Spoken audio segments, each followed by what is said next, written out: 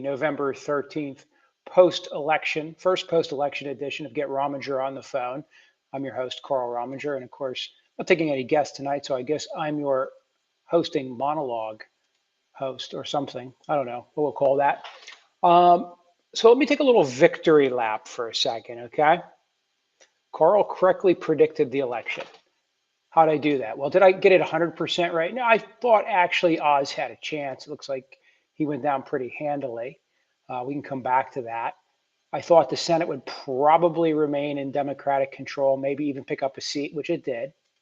And the House would be very close. And in fact, the House could still actually go to the Democrats as we sit here today. I don't think that's going to happen, but the Republicans will pick up a little bit. There was, in fact, no red wave, much as I predicted. How did I do that? How did I come to that conclusion? How was I able to know what no one else knew? First of all, a lot of people knew it. If you paid attention, there were a lot of people predicting very close races. There was some correction in the polling where, for instance, if you'd gone and listened to 538's podcast, Nate Silver, and looked at their models, you would know for a fact, by the way, that while their model gave edges to the Republicans, their raw numbers, their raw polling numbers actually made it a dead heat. They were making adjustments. Pollsters got a little shy. I figured by now they'd have it worked out. So I wasn't as gun shy as some of them were about their own numbers. But they were a little gun shy. And so they were giving that hidden Trump vote some more credence than they probably should have at this point. He wasn't on the ballot. It's been a while. I think their calculations right. So if you go back and look at 538's, not their full model, but their light model and the raw polling numbers, plus if you look at New York Times Siena polls that came out right before for various House races, it was pretty clear that the Democrats were performing better. I also believe that new voters are often undercounted in polls. They're hard to identify, and they don't show up as likely voters because they're new voters. And we knew that those were young people and female, energized by the abortion issue. So that's where all my data points came from. But I think what I want to talk about now is, well, I didn't have an agenda, right? Some people think I do, but I don't really have a great agenda here. I would just like to see Republicans win again. I want to tell you that Trump is not the problem. Trump is a symptom of one of the problems, that some of you love a strong man. Whether you're a Democrat or a Republican, you want this person, this magical, mythical king. George Washington, after the Revolution, and after he became the first president and then the second president of these United States of America, did not run for a third term. He did not accept the coronation to king. He wanted and understood that what our other founders did, that we are a nation of ideas. We're a nation of offices. There are better office holders and worse office holders, but there is no one man to solve it all. There's no one man who can fix anything. And the minute you say, the only person who can do it, like when Trump says, I'm the only person that can do it, you should never elect somebody who says, I'm the only person. I think you say, I'm the best person right now, or amongst the choices you have, I'm the best person. But anytime anybody says to you that someone is the only person who can do something, that's a damn lie, okay? First of all, lots of people could be president of the United States. Lots of people could be senator. Some would be better at it, some would be worse at it. But there's no one person. If you like that, go to China and get behind Xi. If you like that, go to Russia, get behind Putin. Go join your little cult of personality somewhere else besides America. No cult of personality. It warps our politics. It warps our results. And it also is a symptom of the crazy Q conspiracies. I want you guys to quit those. Those of you who follow me, those of you who know me, a lot of you will cite me this Q stuff. You think that there are body doubles on barges in Argentina, and Scott Perry, our rep, thinks that there's a satellite from Italy reprogramming voting machines. That stuff's like bat and guano crazy, okay? And you may not believe it, and you say, oh, go ahead, I can draw this thread and this line, and okay, great. Go do some numerology, go read your horoscope, but don't bring that crap into our politics, okay?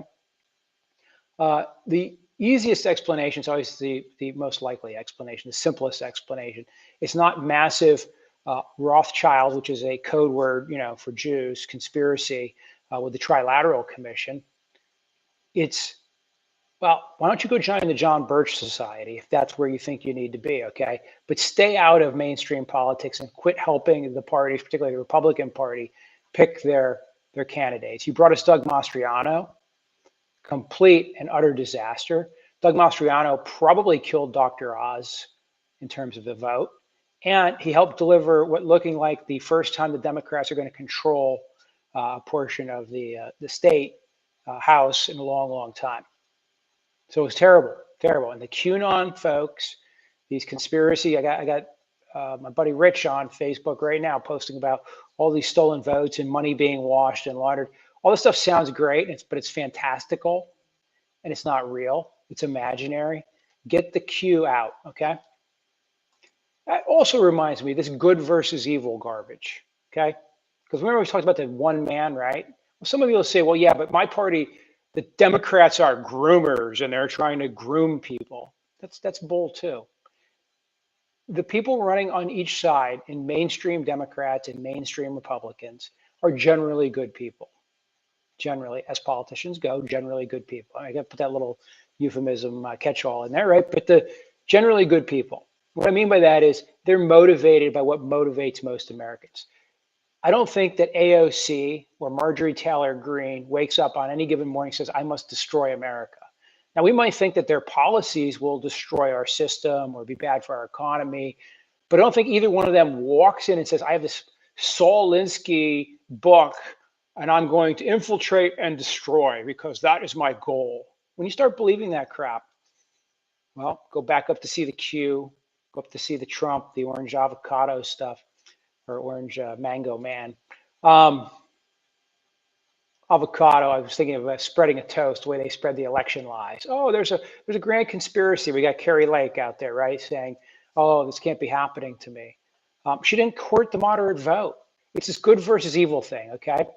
It's not good versus evil. It's better versus worse policies.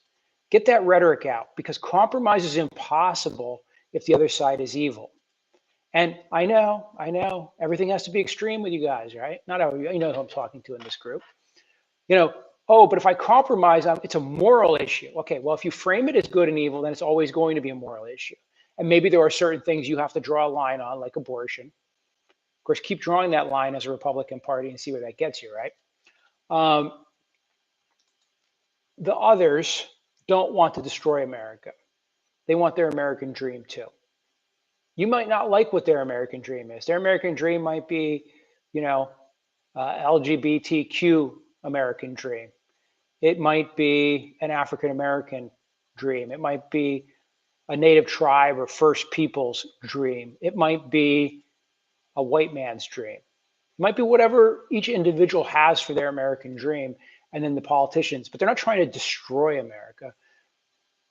Now, they may do things and support things that are bad for. So I'll give you an example. Some of you wanted to vote for Doug Mastriano because he's a Republican and you thought you had to vote for him because he's a Republican. Some of you liked him because he was religious. He was dangerous for America, not because he hated America, wanted to destroy America. I have no doubt that Doug Mastriano loves America. What he doesn't understand is what America is. There's a difference. His policies are bad. He would put Christian nationalism into our government. Once you start picking winners and losers for religion, then you allow religion to take over, and eventually you end up like Iran. They didn't start in Iran with, let's have a religious extremist theocracy. The people that helped overthrow the kingdom and the king of Iran and the system that was there before weren't all expecting the results that happened, because once the religious people took over and they went to this really bizarre, strict Sharia law, we got women over there now getting stoned and shot and killed for showing their hair.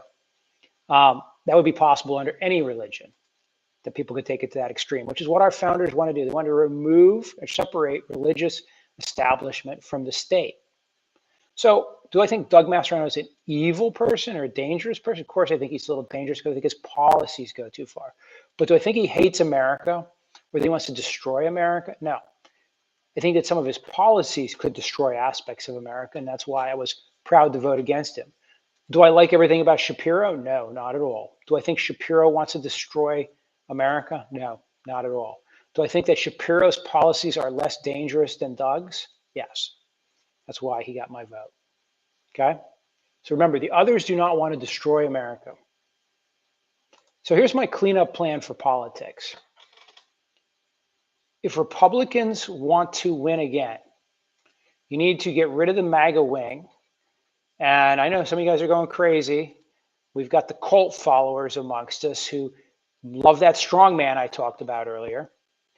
We need to, again, to be successful as Republicans. You want to win. You want to win massively. You want to win so much you'll be tired of winning, to quote a certain Republican politician. Here's all you need to do: get the moral legislation, get the extremism out of Republican politics. Run on a strong national defense, low tax, low spending, low social interference platform. Don't take a position on abortion. Leave it to a woman and her doctor. Don't take a position on gay marriage. You don't need these positions. Most Americans are much more liberal than a conservative Christian Republican often is. So maybe to bring in the mainstream Republicans, you need to think economically. You need to think in terms of criminal justice, and there's a whole other discussion there. This bugaboo about crime being up and crazy. There's been some spikes in crime, but if you study the history of crime, 700 years ago till now, the crime rate has been steadily declining. If you guys think that it was safer 100 years ago or 200 years ago or 300 years ago or 400 years ago, you don't know anything about history, okay? It's safer now than it probably ever was for the most part. And most of this crime, by the way, when you start to filter out who it actually happens to, for instance, homicides with guns, who gets killed with guns? Well, suicides is one big one. Felons shooting felons, people who have a felony record, shooting people who have a felony record is the next big one. When you take those two big classes out, then you're left with spouses shooting spouses or lovers shooting lovers. I can't help you with that one because if you're cheating on your wife or she's cheating on you or whatever, these things might happen when the heat of the passion. But when you remove those three, suicides, basically gangbangers on gangbangers and spouses on spouses or lovers on lovers, the odds of you being shot by a random bullet, including at a school shooting or something like that, is actually very small, very, very small. The odds of you being violently assaulted on a New York subway are very, very small. First of all, there are millions of riders daily, so the statistic is already diluted there. But most people don't live in New York or ride a New York subway. Those problems will be handled and will be sorted out. They'll be sorted out by those local jurisdictions. And some of that's mental health. We have stopped taking mental health seriously in this country. We have not done what we need to do to help those folks. And so anyhow, I could digress on the crime issue, but my point is don't get overly built up on these issues that seem to motivate you with these scare factors. Study the issues. And that's the other thing, knowledge. We are going to have to, as citizens, if we want to have better control over what our politicians are doing, we have to have knowledge. Otherwise, we're just living and listening to what MSNBC wants us to believe, what Fox News wants us to believe. Fox is not your friend. America One Network is not your friend. They are commercial enterprises. CNN is a commercial enterprise. They are not there for your benefit. They are there to make money by selling advertising. So just like Facebook, just like Twitter, just like Gab, just like Truth Social, they are for-profit enterprises that are maximizing their returns. So everything you hear from them has to be understood. And the only way to counteract that is to learn things from multiple sources. I get so mad when I post something and one of you guys says, I can't read that because it's from the New York Times. I can't read that. It's from the liberal Wall Street Journal. The liberal Wall Street Journal. Do you hear how insane that sounds? Can you hear how insane you sound when you call it the liberal Wall Street Journal? Oh, that's from Rolling Stone. They're not a credible source. Oh, yes, they have a videotape of their reporter getting this conversation, but it's probably just a deep fake. No, what you have to do is listen to Fox, listen to MSNBC, listen to both. Oh my gosh, what would happen if you listened to both? Why, you might get confused and have ideas planted in your head, right? That's what you're worried about, having ideas planted in your head. Okay, go back up to QAnon, crazy conspiracy theories. Watching other news sources is not going to cause a chip to be implanted in your head. What it will cause to happen is ideas to be compared and contrasted. And by comparing and contrasting the ideas, you can make a better decision. And of course, it's like your love of strong men, right?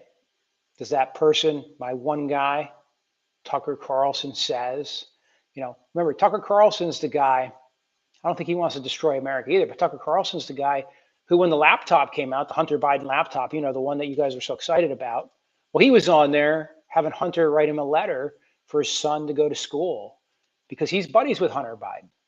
But you're not supposed to know about that because Hunter's supposed to be a bad guy right now. See how it all works? But if you pay attention to all the different medias and bring it all together, you get a better understanding. So what's Karl's cleanup plan? Karl's cleanup plan is we have to be more knowledgeable. We have to think less. I don't gamble anymore. I had a gambling problem, as many of you know. I never was a sports bettor. But one of the things that always fascinated me about sports betting is a lot of people always want to bet on their team. And, if you're like a Buffalo Bills fan like me, your team's doing pretty good, although they lost today, right? And so betting on your team might make sense. But then there's this thing called a line, right? It's designed to prevent you from doing well, even betting on your own team.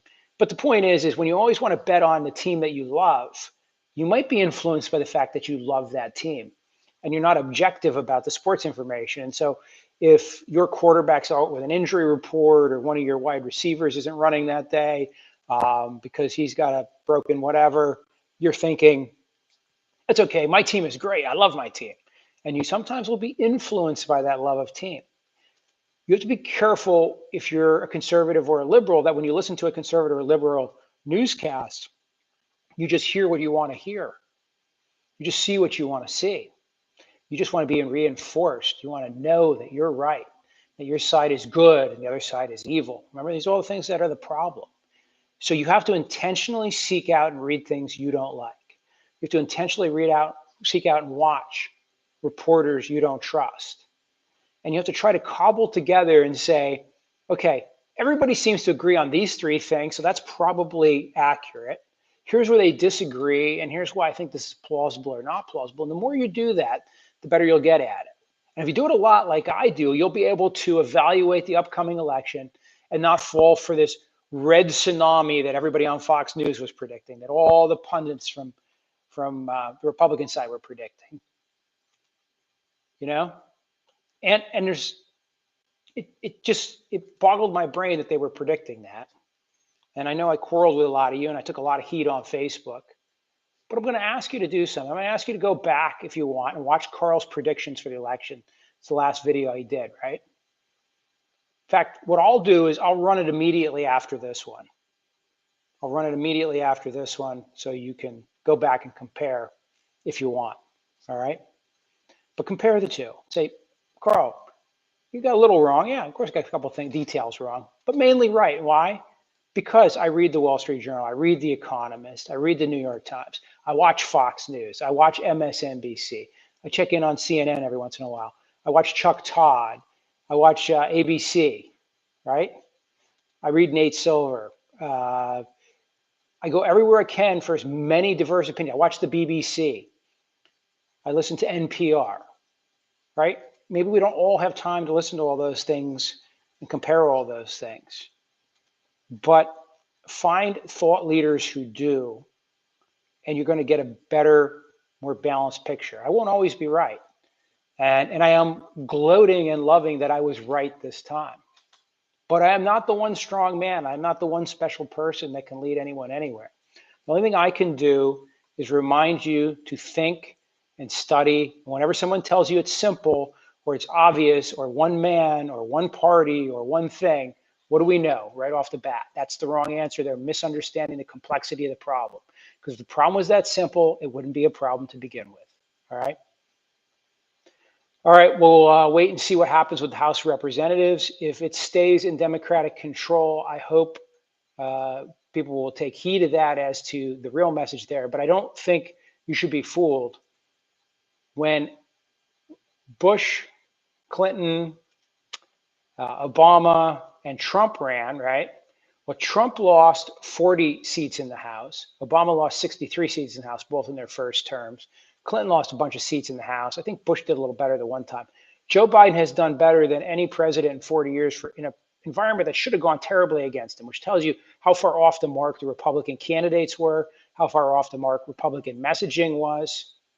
And if you thought there was going to be a red tsunami or red wave, how far off the mark you were with where most of the country is. There's no big steal here, folks.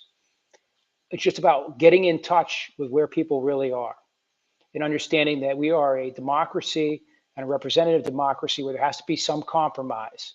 And if you believe something should be all or none, it's very difficult to do that in a system like ours. Our founders did not set it up as an all or none system. They set it up as a system which is designed to bring people to the center. Thank you.